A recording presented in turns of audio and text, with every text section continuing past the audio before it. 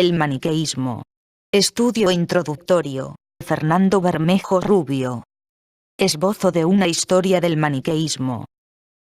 Dada la relativa escasez de fuentes y el inmenso arco temporal y espacial que habría de cubrirse, una historia del maniqueísmo solo puede ser un esbozo muy tentativo y efectuado con grandes pinceladas, en el que de entrada se reconozca la existencia de múltiples lagunas, muchas de las cuales con toda probabilidad nunca llegarán a verse cubiertas. Nuestra intención aquí no es, pues, proporcionar una imposible historia lineal, sino únicamente dar una idea a grandes rasgos del desarrollo histórico de esta religión, con el objeto de que el lector pueda adquirir una visión de conjunto y situar en su contexto obras y nombres. 79. La misión en tiempos de Maní. El infatigable celo evangelizador de Maní y el hecho de que sus primeros viajes misioneros se produjeran poco después de haber adquirido conciencia de su vocación, ya hacia 240 era común, son factores que contribuyen a explicar la rápida expansión que su nueva visión religiosa experimentó. Maní limitó su propia actividad misionera a Armenia, Irán e India noroccidental, región de Gandhara. Sin embargo, no fue solo un visionario sino también un eficaz organizador que se rodeó enseguida de discípulos, a algunos de los cuales confió pronto misiones, que tuvieron lugar tanto dentro como fuera del territorio controlado por el imperio sasánida. La existencia de muchas lenguas distintas llevó a Maní a elegir a sus enviados también en función de su poliglotía y sus conocimientos lingüísticos, pues debían llevar a cabo una intensa actividad de traducción, tanto en forma escrita como oral. Así, por ejemplo, Maharamo dominaba el parto y fue enviado al nordeste de Irán, mientras que Maharada fue enviado al Imperio Romano, Palmira, Egipto, probablemente por su dominio del griego o el latín. De ese modo, Maní consiguió que antes de su muerte su mensaje se hubiera diseminado a lo largo y ancho del Eransar, y aún más allá. Hubo varias circunstancias, tanto históricas como de método, que facilitaron estas primeras misiones. En algunos casos, la difusión se vio propiciada por las activas rutas comerciales, lo que muestran las conexiones que las fuentes establecen entre el maniqueísmo y el comercio. La unificación del poder en el imperio iranio bajo los sasánidas contribuyó, además, a hacer de estas rutas vías algo más seguras. Además, se sabe que en sus viajes de propaganda Maní adoptó a menudo el procedimiento de dirigirse a los poderosos, con el objeto de obtener apoyo para la expansión de su doctrina en nuevas regiones. La creencia en una revelación primordial idéntica en las principales religiones explica la disposición de los maniqueos a adoptar el vocabulario religioso de las religiones locales de las áreas donde desarrollaron sus actividades misioneras, propiciando la enculturación. Por otra parte, como el maniqueísmo estaba basado en un drama cósmico que ciertamente no se haya restringido a la historia de un pueblo o una tradición particular, se prestaba a extender su evangelio a través de las fronteras culturales. El maniqueísmo se expandió con rapidez por los imperios romano y persa, y antes de 4 siglos había establecido comunidades desde el extremo occidental de Europa hasta China, pasando por Siria, Egipto, Palestina, Asia Menor, norte de África, Irán y Asia Central. Las causas de la atracción que pudo suscitar la predicación maniquea son difíciles de determinar, y a menudo son las mismas razones que explican, en otros casos, el rechazo o las resistencias con que se topó. En algunos ámbitos religiosos, el impacto puede haberse debido más bien a razones de praxis religiosa. La abstinencia sexual y el vegetarianismo puede haber atraído a algunos como una forma superior y ejemplar de abnegación, y a otros, por ejemplo, mujeres, como una forma de obtener, mediante la castidad, cierta autonomía social. Dado que entre las cuestiones a las que pretendía responder la especulación maniquea había una tan fundamental como la del origen del mal, la posición maniquea suscitaría el interés de muchos oyentes, fuesen cristianos, judíos o paganos. Por lo demás, los maniqueos emplearon con frecuencia la disputa como un medio de persuasión y de propaganda religiosa. 80.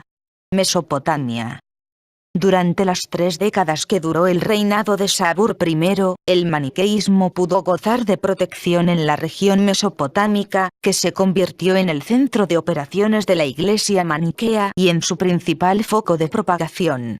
Puesto que las fuentes concuerdan en que Maní obtuvo de Sabur el permiso para diseminar su mensaje en el imperio sasánida, algunos estudiosos propusieron que hubo una estrategia política por parte del monarca, en tanto que el carácter sincrético y proselitista del maniqueísmo le habría servido mejor que el zoroastrismo para sus propósitos imperialistas y para dotar de unidad religiosa a su imperio. La vocación universalista del maniqueísmo habría tenido el valor de un programa para el proyecto político del Rey de Reyes, pues le habría permitido reunificar bajo un flexible techo religioso a las poblaciones y confesiones religiosas más diversas. Sin embargo, es mucho más probable que el favor de que Maní gozó no respondiese a una especial consideración, ni siquiera en clave política, por parte de Sabur, de las doctrinas religiosas de aquel, sino simplemente a una política de tolerancia, posiblemente unida a cierta benevolencia o acaso incluso simpatía personal. Los intereses del clero zoroastriano determinaron el arduo futuro del maniqueísmo en Mesopotamia. A raíz de la muerte de Maní durante el reinado de Baraam I, tuvo lugar la primera persecución de la religión. El jerarca Mazdeo Kirdir, para quien Maní había sido un rival peligroso y que parece haber intrigado contra él, fue asimismo el mentor de una política dura contra las religiones no zoroastrianas. Los maniqueos fueron considerados por el clero zoroastriano como zándiks o corruptores de la ley, zand. Las persecuciones se sucedieron bajo Baraam I y su sucesor Baraam II, 276 a 293, hacia el final de cuyo reinado sufrió martirio Sisinio, que vivía en Ctesifonte y había sucedido a Maní como cabeza visible de la iglesia maniquea. La nueva religión empezaba a tener sus mártires y a legitimar el mensaje con su sangre. Un respiro en las persecuciones tuvo lugar durante el reinado de Narse I, 293 a 302, acaso gracias a la influencia ejercida sobre el rey por uno de sus vasallos, el soberano de Irá, en la orilla occidental del Éufrates Amr ibn Adi, a quien los textos coptos llaman Amaro. No obstante, en tiempos de Hormizd II, 302 a 309, se reanudaron las persecuciones, e Ineo, el sucesor de Sisinio, sufrió la misma suerte que su predecesor. Las mismas amenazas tuvieron lugar durante el largo reinado de Sabur II, 309 a 379, y a menudo bajo subsiguientes monarcas sasánidas. Esta represión constante de los maniqueos en territorio iranio, si bien no produjo su completa desaparición, la sede del guía de la comunidad siguió estando durante siglos en Ctesifonte, propició la huida de muchos, y por tanto contribuyó a acelerar la difusión del maniqueísmo tanto hacia el oeste, Imperio Romano, como hacia los reinos de Oriente, en particular hacia Asia Central en el nordeste. La emergencia y difusión del Islam a partir del siglo VII tuvo pronta repercusión en Mesopotamia e Irán, donde el imperio sasánida se derrumbó. Esto no significó necesariamente una buena noticia para los maniqueos, pues el nuevo poder religioso no tenía muchas razones para apreciarlos. El férreo dualismo de la religión de Maní no podía ser sino una piedra de escándalo para el no menos inflexible monoteísmo islámico. Y otro motivo de confrontación debió de consistir en el hecho de que ambas religiones pretendiesen ver en sus respectivos fundadores la culminación de la cadena profética. Si bien bajo el poder musulmán los maniqueos gozaron de algunos períodos de relativa tolerancia, más a menudo fue la persecución lo que conocieron. La situación en Mesopotamia e Irán empeoró, si cabe, con el califato abasí, 749 a 1258. El celo teológico musulmán se abatió de modo inquisitorial sobre los maniqueos, y las persecuciones se sucedieron durante los reinados de Al-Mahdi, 775 a 785, Al-Hadi, 785 a 786, Harún al-Rashid, 786 a 809, y Al-Muqtadir, 908 a 932. La situación llegó a ser insostenible, y la sede del guía de la comunidad fue trasladada de Ctesifonte a Samarcanda. La difícil situación que desde muy pronto hubo de soportarse en Mesopotamia parece haber prefigurado el destino de Ecclesia Patiens, que a lo largo de su historia experimentaría casi siempre la religión maniquea. 81. Próximo Oriente y Europa. La expansión occidental del maniqueísmo fue temprana. Ya el propio Maní había llegado hasta el limes romano. Dado que el profeta presentaba su mensaje como una superación y compleción de las religiones anteriores, y en particular en la senda de Jesús y de Pablo, podía tener calado entre cristianos, y ante todo entre las comunidades cristianas de lengua siríaca de las regiones occidentales del Imperio sasánida. Hay noticias de la conversión de la hermana de la reina Zenobia de Palmira, así como de la protección mostrada a los misioneros maniqueos en Irak por el emir Amaro. En lo que respecta a Siria, aunque no poseemos testimonios de la primera implantación del maniqueísmo en Antioquía de los Orontes, esta debió de tener lugar en época temprana, dada la importancia demográfica y cultural de la metrópolis. Una carta del rétor antioqueño Libanio y las alusiones antimaniqueas en las homilías de Juan Crisóstomo, que serían luego continuadas por el patriarca monofisita Severo en la primera mitad del siglo VI, evidencian la presencia maniquea en Antioquía en el siglo IV.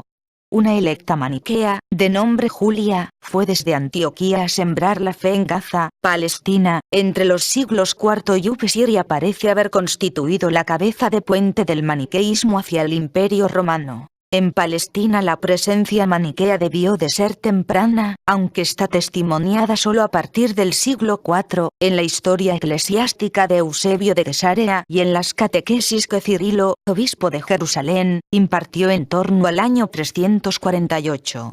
Aunque Cirilo ataca también a otras herejías y su conocimiento parece provenir en buena parte de los Acta Archelae, el hecho de que el maniqueísmo reciba en su obra una condena especial parece apuntar al impacto que esta religión tuvo en su diócesis. En Arabia, la presencia de maniqueos es testimoniada igualmente a partir del siglo IV, en las obras del obispo Tito de Bostra. El maniqueísmo llegó pronto a Armenia de la mano de un discípulo de Maní, Gabriab, y se extendió por Asia Menor a más tardar desde el siglo IV. En Salona, puerto importante en el comercio con Oriente, cerca de la moderna Split, en Dalmacia, se encontró a comienzos del siglo XX el epitafio de una electa maniquea llamada Basa, la cual, según la inscripción, procedía de la región de Lidia. Dado que la inscripción registra explícitamente su adscripción al maniqueísmo, debe remontarse a antes de la primera mitad del siglo IV, cuando la religión no había sido todavía oficialmente proscripta. El capadocio Basilio de Cesarea escribió un tratado antimaniqueo, hoy perdido, pero utilizado por Agustín en su escrito contra el pelagiano Julián de Clana, en el siglo IV, y su obra contiene otras alusiones polémicas antimaniqueas. Según noticias de Teodoreto y de Focio, también en el siglo IV Diodoro de Tarso escribió 25 libros antimaniqueos. Epifanio, obispo de Salamina, Chipre, así como otros teólogos de Asia Menor, compusieron obras contra la nueva religión. En Paflagonia, al norte de Asia Menor, había también maniqueos, como lo señala Agustín. Si el epitafio de Basa testimonia la presencia del maniqueísmo en los Balcanes, la religión se extendió también por el resto de Europa. A partir del siglo IV hay indicios de su presencia en Grecia, Italia, a comienzos del siglo IV en Roma, Galia, Hispania y Lusitania. En Italia y Hispania, en la primera mitad del siglo V el maniqueísmo parece haberse fortalecido, quizás con la llegada de refugiados maniqueos a Roma tras la conquista del norte de África por los vándalos en 430, y en especial tras el colapso de Cartago en 439.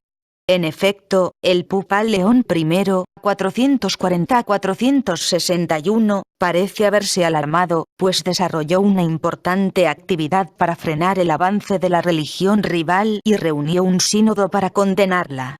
Todavía en el siglo VIII, el Papa Gregorio I, 715 a 731, previene contra la ordenación de africanos en una carta del 724, aduciendo que aquellos eran frecuentemente maniqueos. 82. Egipto y norte de África. Según varios fragmentos de Turfán, el maniqueísmo habría llegado al norte de Egipto en una época tan temprana como 260 en una misión guiada por el maestro Patik y el obispo Ada, que habría efectuado anteriormente una estancia en Palmira. A finales del siglo III, el egipcio Alejandro de Licópolis atribuye la introducción entre nosotros de la doctrina de Maní a un individuo de nombre Papo. Es posible que los misioneros maniqueos alcanzasen la Tebaida no solo desde Alejandría y el Valle del Nilo, sino también directamente por mar, a través del Mar Rojo.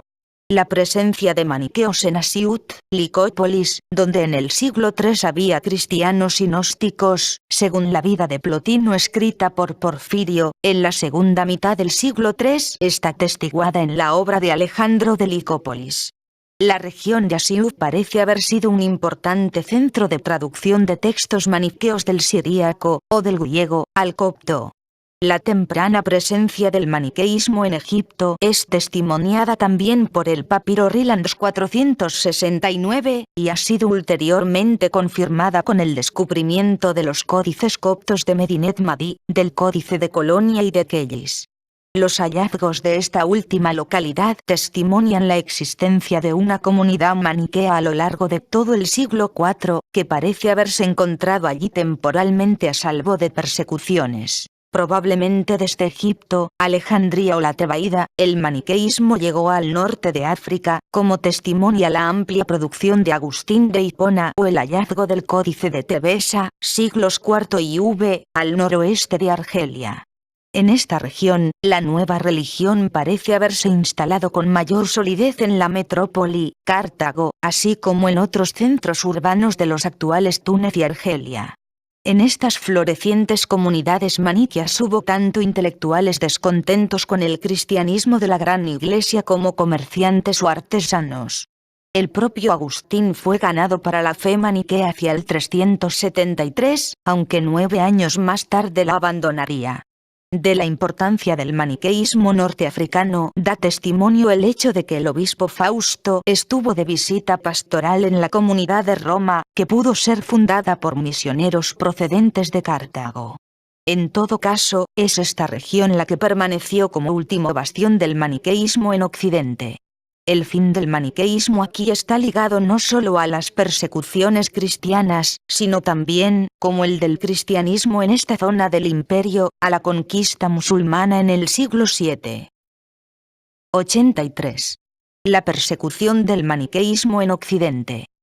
Aunque el maniqueísmo conoció una amplia difusión al oeste de su Mesopotamia natal en un tiempo relativamente breve, el drama al que se enfrentó en el Imperio Romano consiste en haber sido mirado con la mayor suspicacia por los dos principales poderes de la época, el Estado romano y la Iglesia cristiana mayoritaria, que reaccionaron contra él con violenta determinación. La conjunción de ambos poderes a partir del siglo IV acabaría resultando muy pronto fatal para la comunidad maniquea. Las razones de las autoridades del imperio para perseguir a los maniqueos fueron, al principio, de orden sociopolítico. Aunque la religión de Maní no incitaba precisamente a la revolución social, su procedencia de una Mesopotamia controlada por los persas, en casi permanente conflicto con el Imperio Romano, parece haberla convertido en sospechosa a ojos del emperador, tanto más cuanto que, como muestra el testimonio de Alejandro de Licópolis, se sabía que el profeta babilonio había pertenecido durante un tiempo al séquito del monarca Saabur, a manos del cual los ejércitos romanos habían sufrido graves derrotas. Así pues, los seguidores de Maní pudieron ser vistos como una suerte de quinta columna hostil al Estado o como espías a sueldo del monarca sasánida, infiltrados en el imperio. Si a esto se añade la existencia de preceptos maniqueos contrarios a practicar la agricultura, procrear y derramar sangre, lo que les hacía inútiles para el reclutamiento, y el éxito de su expansión en Egipto, era previsible que una reacción adversa no tardase en producirse. En efecto, ya hacia 297 o 302, el emperador Diocleciano, 284 a 305, envió al procónsul de África Amnio Anicio Juliano un rescripto en el que ordenaba la ejecución de los líderes maniqueos, la quema de sus libros y la confiscación de sus bienes, así como castigos de diversa consideración para los miembros de la religión. Este rescripto produjo los primeros mártires del maniqueísmo en Occidente. Pocas décadas después, la colusión de los prejuicios conservadores del poder imperial con la intolerancia doctrinal de la Iglesia cristiana mayoritaria propició el agravamiento de las persecuciones. A las razones políticas se unieron las religiosas, pues la Iglesia posconstantiniana, cada vez dotada de mayores privilegios y mejor organizada, reaccionó vivamente contra los seguidores de quien se había presentado como apóstol de Jesucristo y completador de su revelación, amenazando así su monopolio religioso. El rescripto de Diocleciano fue solo el comienzo de una larga serie de edictos y medidas represivas que se abatieron sobre los maniqueos, ahora condenados como herejes, a partir del siglo IV. Tras el edicto de Valentiniano I en 372, primera ley antimaniquea promulgada por un emperador cristiano, las leyes se sucedieron con severidad creciente. Edicto de Teodosio I en 381, de Honorio I en 405, de Valentiniano III en 425, de Teodosio I en 428, etc. En 527, un edicto de los coemperadores Justino y Justiniano restringió severamente los derechos cívicos y libertades de los maniqueos y les amenazó con la pena capital, a la que muchos fueron sometidos. Cuando Justiniano se hubo convertido en único emperador, siguieron otras actuaciones legales, que añadieron medidas punitivas tan drásticas como la pena de muerte para los maniqueos que simulasen conversión a la ortodoxia cristiana. A la represión de las autoridades imperiales se añadieron las medidas, en ocasiones despiadadas, impulsadas directamente por algunos pontífices. Así, por ejemplo, en 443-444 el Papa León Magno promovió un programa para identificar, extraer confesiones, juzgar y exiliar a los maniqueos y quemar sus libros. Tales edictos y medidas, que fueron eficazmente llevados a término gracias a la atmósfera inquisitorial impuesta por obispos y monjes, fueron comprensiblemente eficaces, tanto en el plano personal como material. La persecución, que comportó a menudo la confiscación y destrucción de libros, produjo en Occidente la virtual aniquilación de textos maniqueos a partir del siglo VI. A partir del siglo VII disminuyen drásticamente en el imperio las noticias sobre los maniqueos, cuya presencia, a partir de mediados del siglo VI, está atestiguada en el imperio bizantino únicamente en Constantinopla y en Harran. En otros lugares debieron de pervivir únicamente en pequeños reductos hasta desaparecer. Aún así, el nombre maniqueo como epíteto oprobioso y derogatorio no desaparecerá de los catálogos de las herejías y podrá ser usado en cualquier momento, como enseña la historia sucesiva de los movimientos dualistas. 84. Asia Central. A Gandhara, Afganistán, el maniqueísmo pudo llegar ya en tiempos de Mani, a mediados del siglo III. Mani parece haber enviado más tarde a algunos seguidores a continuar su misión y haber escrito alguna carta a las comunidades allí instaladas. No se conservan manuscritos ni inscripciones, aunque algunos datos, como la procedencia india de la biblioteca maniquea de Al-Biruni, así como el uso del parto, que se utilizó en el norte de la India, como lengua litúrgica maniquea, permiten deducir que una comunidad se habría mantenido allí al menos hasta el siglo X. Algunos datos dispersos dejan entrever la presencia del maniqueísmo en Bactria, actual Afganistán septentrional, algo que no es sorprendente, dada la proximidad de Gandhara. La llegada del maniqueísmo a la Sogdiana, probablemente a través de Bactria, parece haber marcado el destino ulterior del maniqueísmo en Oriente. Aunque en la propia Sogdiana el maniqueísmo no parece haber cuajado de modo especial, las misiones arqueológicas en centros como Bujara, Samarcanda o Penjiken no han encontrado inscripciones, pinturas o restos maniqueos. Sí se extendió entre muchos comerciantes sogdianos, quizás en parte porque la prescripción maniquea a los electi de desplazarse constantemente casaba bien con su modo de vida. Estos comerciantes sogdianos que abrazaron la religión la propagaron a través de las ciudades-estado de la Ruta de la Seda, cuyo tráfico controlaban. La considerable influencia cultural de la Sogdiana, desde la cual llegó a los turcos también el budismo y el cristianismo nestoriano, explica la difusión del maniqueísmo en Asia Central y China. Según An-Nadim, a partir de finales del siglo VI se produjo el denominado cisma de los Denawar. Los maniqueos de la Transoxiana cesaron, bajo la batuta de Shah-Hormezd, de obedecer al arquegos de Babilonia. La autoridad del guía Mir parece haberse impuesto a comienzos del siglo VIII, pero una escisión interna en Babilonia entre quienes An-Nadim llama Mirija, partidarios de Mir, acusado de laxismo, y los Miklasija, partidarios de Miklas, propició de nuevo el rechazo de la autoridad babilonia por parte de los Denawar. Aunque la escisión interna se resolvió alrededor del 880 con la llegada de un guía de Egipto, no se sabe con seguridad si los Denawar volvieron a someterse a la autoridad babilonia.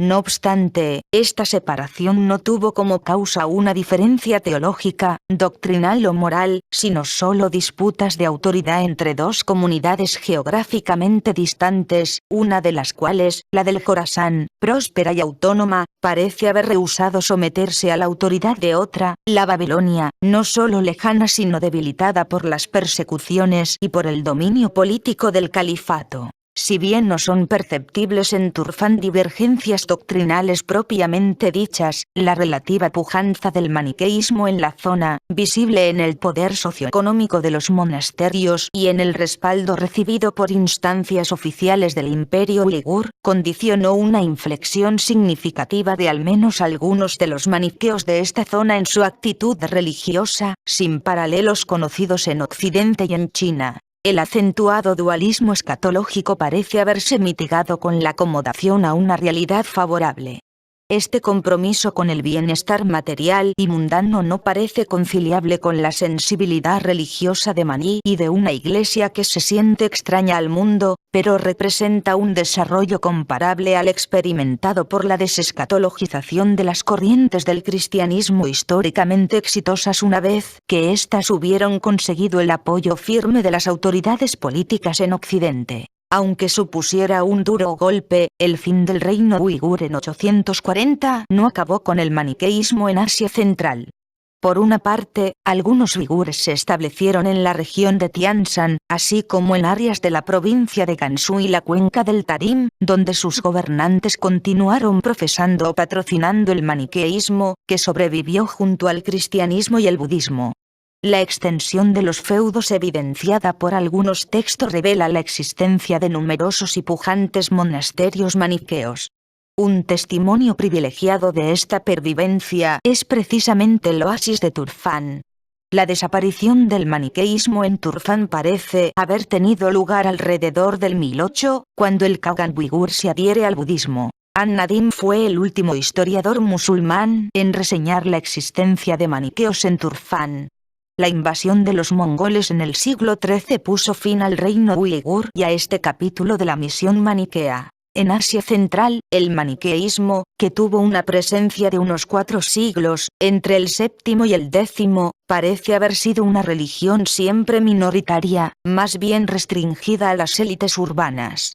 No debe olvidarse que el maniqueísmo fue solo una de las religiones presentes en Turfán, donde el budismo, el mazdeísmo y el cristianismo nestoriano parecen haber tenido una presencia mayor. De hecho, el maniqueísmo fue la última de estas religiones en llegar a Turfán, y la primera en entrar en decadencia, probablemente ya desde finales del siglo X. En este sentido, la abundancia de textos encontrados en las primeras décadas del siglo XX refleja más la influencia de estos grupos que el número de sus miembros. 85. China. Los primeros testimonios de la presencia del maniqueísmo en China se remontan al siglo VII, hacia el 630, y durante el reinado de Gaozong, 649 a 683, de la dinastía de los Tang, más o menos en la misma época en que el cristianismo nestoriano fue autorizado en China. En esta época, China experimentó una política expansionista en Asia Central que extendió su influencia sobre los principados iranios situados en la Sogdiana y el Tocaristán, Bactria, por lo que es plausible que las primeras misiones maniqueas procediesen de esas regiones. A caballo entre los siglos VII y VIII, durante la fugaz dinastía Zhou de la emperatriz Wu Zetian, 684 a 705, el maniqueísmo parece haber experimentado su mayor éxito al haber sido acogido y admitido oficialmente en la corte, con la llegada, alrededor del 694, del obispo maniqueo Mir Ormazd, y haberse extendido con rapidez. En efecto, cuando poco después cambiaron las tornas, en 732 un edicto imperial de Xuanzong prohibió a los súbditos chinos abrazar el maniqueísmo. La excepción a la prohibición fueron los sogdianos, a quienes se les permitió practicarla de manera privada, por ser su religión nacional, pero sin hacer proselitismo entre los chinos. En China, el maniqueísmo recibió el nombre de Monijiao o enseñanza de Momoni, Maharmani. Más tarde recibiría también el nombre de Mingjiao o religión de la luz. Las vicisitudes del maniqueísmo en China están ligadas a la conversión a esta religión del soberano de los turcos uigures, un reino surgido en 744 en las regiones al norte del desierto de Gobi, actual Mongolia, y asentado en el Turquestán. En esta adhesión del soberano uigur al maniqueísmo pueden haber contado poco, si algo, motivos exclusivamente religiosos. Una explicación posible, sin embargo, es de orden político. A diferencia del budismo, el maniqueísmo no era la religión de ninguna de las potencias imperiales de la zona, ni la de la enemiga China, predominantemente budista, ni la del Tíbet o el califato, y sí una religión universal que podía dotar al imperio de la legitimación de sus pretensiones hegemónicas tanto en China como en Samarcanda. En efecto, la presencia de la colonia de comerciantes maniqueos en esas zonas podía servir de pretexto a los uigures para ejercitar el derecho de injerencia. Quizás la adhesión al maniqueísmo del soberano uigur se viera propiciada también por las ventajas que pudo suponer para la administración del nuevo reino la introducción del alfabeto maniqueo, además de la respetabilidad cultural que entrañaba el hecho de que los maniqueos tuviesen, en la estela de su fundador, merecida fama en el arte de la caligrafía y la iluminación de manuscritos. Tras haberse convertido, el soberano uigur Bugu Kagan, 759 a 779, introdujo en su reino, no sin ciertas resistencias por parte de la nobleza, el maniqueísmo como religión oficial desde 762. La religión de Maní siguió teniendo este estatus hasta 840, cuando el reino turco fue destruido por los kirguises. No obstante, a pesar de que esta fue la primera y única vez en que el maniqueísmo se convirtió en una suerte de religión de Estado, no parece haber constituido predominantemente la religión del pueblo, y ni siquiera la del clan dominante, sino tan solo la del soberano y algunos otros. El dictum cuius regio, eius religio no es aplicable al reino uigur, la mayor parte de cuya población parece haber sido budista o nestoriana. Dado que la dinastía china de los Tang había debido contar con los uigures a partir de 756 para reprimir una revuelta inicialmente capitaneada por el gobernador An Lushan, la influencia uigur determinó la del maniqueísmo en China, hasta el punto de que varios templos maniqueos fueron erigidos en varias grandes ciudades de China en esta época. El aniquilamiento del imperio uigur en 840 por parte de los kirguises propició la persecución del maniqueísmo. La religión de Momoni Maharmani había adoptado la terminología budista y taoísta para hacerse comprender en el nuevo ambiente cultural y religioso, pero encontró oposición en los confucianos. Con la caída del imperio uigur, estos desataron una campaña antimaniquea que condujo al emperador Uzong, 840 a 846, de la dinastía Tang, a prohibir nuevamente el maniqueísmo en 843. los maniqueos fueron expulsados o asesinados, confiscados sus bienes y quemadas sus escrituras. A pesar de las dificultades y las persecuciones, el maniqueísmo continuó existiendo en China, aunque en el centro y el norte del país hubo de hacerlo de manera cada vez más marginal. No obstante, una importante comunidad maniquea, sólidamente organizada, persistió en la provincia meridional de Fujian, aunque virtualmente aislada respecto a las comunidades de Asia Central. En los siglos XII y XIII, durante la dinastía Sung, 960 a 1279, los maniqueos debieron de nuevo de luchar por su supervivencia. Después de que un grupo de maniqueos fuera acusado de unirse a la revuelta dirigida por el líder rebelde Fan La, se desencadenó la persecución de numerosas sociedades religiosas, y fue publicada toda una serie de edictos antimaniqueos que contemplaban severos castigos para los miembros de esta comunidad. Estas dificultades bajo los Sung no comportaron, sin embargo, la erradicación del maniqueísmo en Fujian. De hecho, en Wabiao persiste el único templo maniqueo conservado intacto, al que en 1339 un fiel local donó una estatua de Maní, representado como Buda de luz. Todavía en 1370, el primer emperador de la dinastía Ming prohibió el maniqueísmo, al que entre otras cosas formulaba el reproche de querer usurpar el apelativo dinástico, pues Ming significa luz, y el maniqueísmo se presentaba como Mingjiao. Aún así, las influencias de la comunidad maniquea de Fujian en la corte parecen haber suavizado los efectos de la persecución. Una inscripción en piedra, conservada en el patio del santuario de Wabiao, testimonia la persistencia de fieles maniqueos en 1445. Las últimas noticias sobre la presencia de maniqueos en China pertenecen a la dinastía Ming, 1368 a 1644, y son de comienzos del siglo XVII. Probablemente no es casual que coincidan con la llegada a China de la misión jesuita. 86. El ocaso de una religión.